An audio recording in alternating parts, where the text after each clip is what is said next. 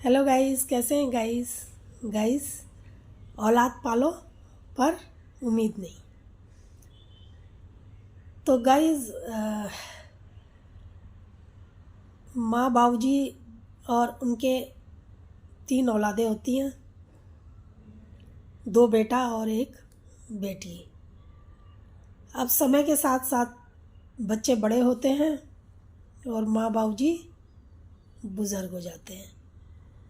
अब एक बारी बाबूजी का स्वर्गवास हो जाता है। तो जब तक बाबूजी थे तब तक तो बच्चे भी ठीक से रहते थे। जब बच्चों की शादियां हो जाती हैं तो अब माँ जी की बाबूजी भी नहीं रहते और माँ जी की बेकदरी शुरू हो जाती है। अब माँ जी की बेकदरी शुरू हो जाती है और एक बारी बड़ा बेटे आते हैं दोनों और माँ जी को कहते हैं कि माँ जी, अब आप जो ये प्रॉपर्टी है गांव की और यहाँ की वो हमारे नाम कर दो। तो माँ जी भी सोचती हैं कल भी इनका है आज भी इनका है, तो क्यों ना मैं जब इनको चाहिए होगा तो मैं इनको दे ही दूँगी जब ये बोलेंगे तो। एक बारी दोनों बेटे आते हैं एक कागज़ लेके और कहते हैं यहाँ पे साइन कर दो। अब कागज़ था अंग्रेजी में, माँ जी को अंग्रेजी नहीं आती थी। माँ जी कहती है ये तो अंग्रेजी में लिखा है, तुम्हारे बाबूजी तो कहते थे कि कोई भी कागज़ में साइन करने से पहले पढ़ लेना चाहिए, मुझे तो अंग्रेजी नहीं आती। तो पर माँ जी कहती हैं फिर कि चलो कोई बात नहीं, गलत क्या लिखा होगा, तुम ला रहे हो तो गलत क्या होगा। माँ जी साइन कर देती हैं। फिर साइन करने के बाद पूछती हैं कि आखिर इसमें ये लिखा क्या है। तो वो बताते हैं कि गांव की ज़मीन जो आधी ज़मीन है वो हमने अपने नाम करा के वो बेच दी है, बेच रहे हैं हम, इसमें ये लिखा है। माँ जी कहती है चलो कोई बात नहीं, क्या कर सकते हैं। अब होता है और वहाँ से पैसे लाते हैं और ऊपर की मंजिल 2 मंजिल बना था 2 मंजिल और बना देते हैं। अब 4 मंजिल मकान हो जाता है। तो 4 मंजिल बना देते हैं और माँ जी एक दिन घूमने गई हुई थी पार्क में, तो वो आती है जब तो देखती है कि किचन खाली है, किचन का सारा सामान बहू ऊपर ले जा चुकी थी। तो अब माँ जी ऊपर जाती हैं, देखती हैं कि वहाँ वो काम पर लगी है। पूछने पर पता चलता है कि सामान ऊपर ला रहे हैं। तो अब कोई बात नहीं, वो तो अब माँ जी खाना मांगती हैं कि मेरे को नाश्ता दे दो, भूख लगी है। तो वो कहती है दिखाई नहीं देता है, काम पर लगे हैं, अभी रोटी नहीं बनी है। वो दूसरे छोटे वाले के घर जाती हैं, छोटा वाला बोलता है, छोटे वाली बहू कहती है अभी माँ जी रोटी नहीं बनाई है, तो रोटी नहीं बनाई है, मैं काम पर लगी हूँ। तो बहू उठती है और वहाँ से जो बासी रोटी होती हैं वो निकाल के देती है, कहती है ये बासी रोटियाँ अभी ये खा लो।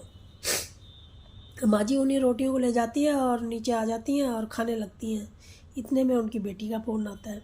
बेटी का फ़ोन आता है तो बेटी पूछती है और कि क्या हाल चाल है।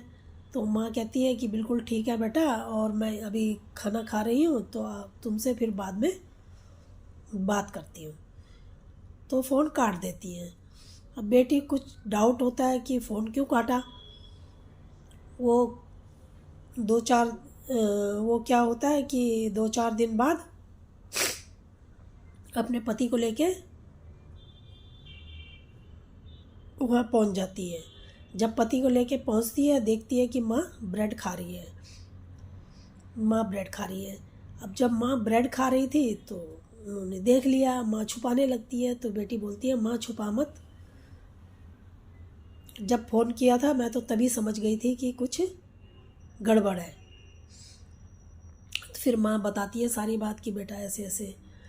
फिर जो दामाद होता है और बेटी होती है दोनों माँ को वकील के पास ले जाते हैं। वकील के पास ले जाते हैं, वहाँ जो कागजात होते हैं वो भी ले जाते हैं और उनको दिखाते हैं, सारी बात बताते हैं।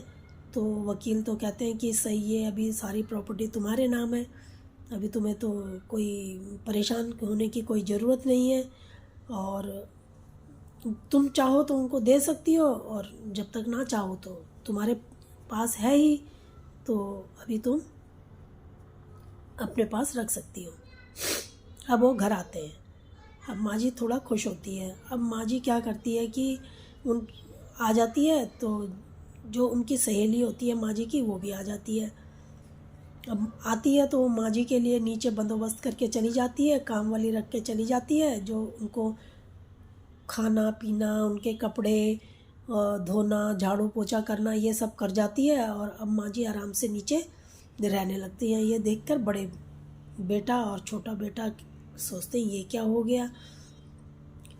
अब माँ जी के पास आते हैं, माँ जी से पूछते हैं।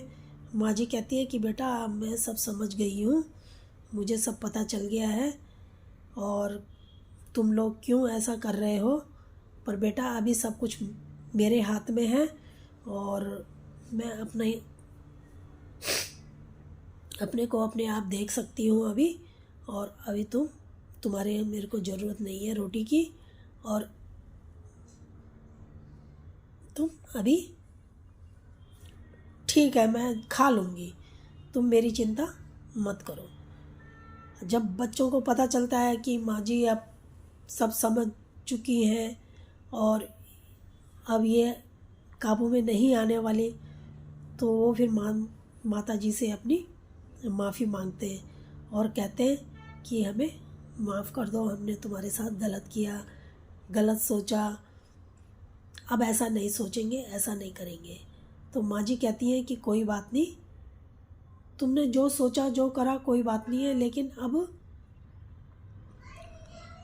ठीक है, जो है सब ठीक है, मैं अपने आप कर लूँगी।